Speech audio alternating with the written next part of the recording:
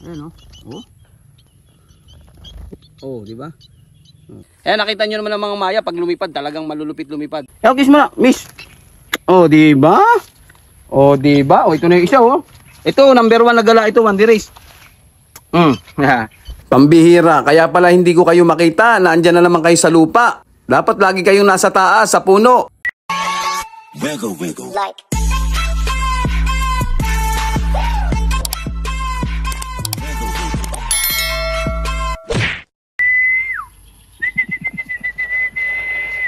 Hinahanap ko yung Maya Wandy Race na kaibigan ko kasi nandito lang kanina yun. Ayun oh, Wandy Race oh. Magkakasa. Ayun. Ayun. Ates! Ano, kumusta kayo?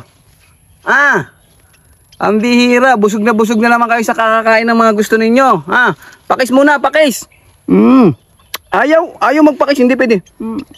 Adi, nalipad. Kiss. Ay, buti pa ito. Pakis oh, itong dalawa. Pakis. Ay, naku naman eh. Kumusta kayo? Kiss muna. Galing.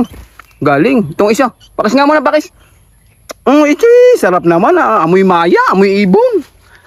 Amoy ibong gala. Oh, di ba? Oh, di ba? Oh, di ba? Ayaw bumitaw.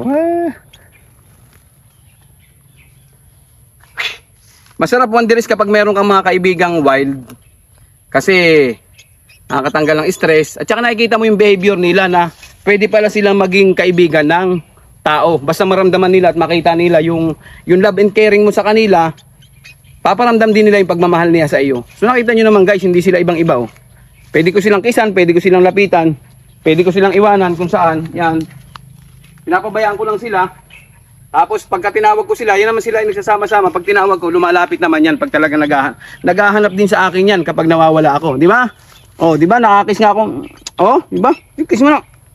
Oh, di ba? Kiss mo na, miss. Oh, di ba? Oh, di ba? Oh, ito na yung isa oh. Ito, number 1 na gala ito, Wandy Race.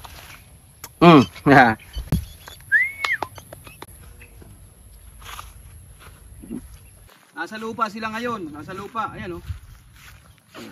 Oh, mo. Oh, di ba? Oh. Nanginginain, Wandy Race. Tingnan mo.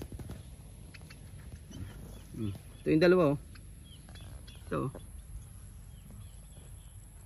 Mahilig din silang bumaba sa lupa. Tapos pag may nakikita silang mga tubig sa dahon, iniinom nila. Tapos pag may nakita silang mga insekto na maliliit na nasa dahon, nasa ilalim ng puno, kinakain talaga nila Wandy Race. Pansinin nyo, ayan o, titigan nyo. Laboy na laboy sila. Ayan o, may mga kinakain sila, may mga iniinom. Ayan o, oh. Ang sayo. Ano? Oh, yan o. May ininom.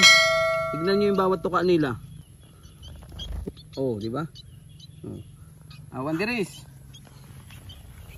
Nakita nyo naman kung gaano sila kaamo. So nagagala lang sila sa bundok, pababayaan ko. Tapos aalis ako, pwede ko silang balikan maya-mayang konti. Magkakasama naman sila, hindi sila basta-basta naghihiwalay. Ayan oh. Ay. No, ayan oh, di ba? Oh, di ba? Oh. Yan. Oh, ano? Oh, dapo dito. Oh, ayan Wandy Race oh. Oh, ba nagliparan na. Ito Wandy Race oh. Oh, pakis. Ba, galing. So, pa-subscribe na lang Wandy Race ng YouTube channel namin. Suportahan nyo yung mga kaibigan kong ibon at kung ano pa man yung mga videos na pwede kong i-upload. Support na lang Wandy Race. Please lang. Ayan na, yung tatlo, nagdikit-dikit na.